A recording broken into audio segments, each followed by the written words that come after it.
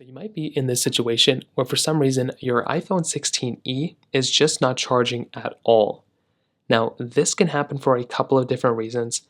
Number one, the biggest thing I'd recommend thinking about and kind of keeping in mind here is that if you're going to use something like your iPhone 16e and if it's not charging, you're going to have to go ahead and make sure that your particular iPhone, for the most part, right?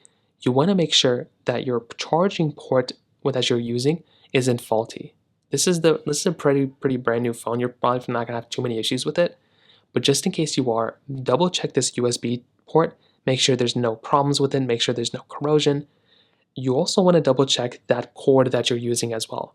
So that USB Type-C cord that you're using, go ahead, plug it in here, and all you're going to want to do here is you want to make sure that that particular cord isn't faulty and that there's no problems with it.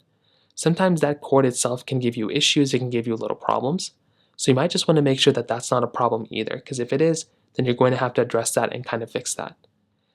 Now, another thing you want to try doing is try wireless charging your phone. This phone doesn't support MagSafe, but it supports wireless charging.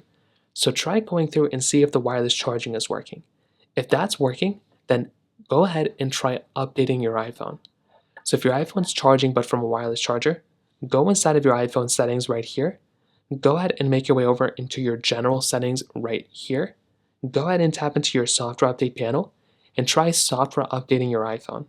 If there's an update available for it, go ahead and update immediately to it, and you want to see if that ends up fixing it. If it's still causing you issues, you probably then want to try going through and try seeing if you can return this iPhone or have Apple kind of fix it for you, because those are kind of the main ways to go and fix that issue.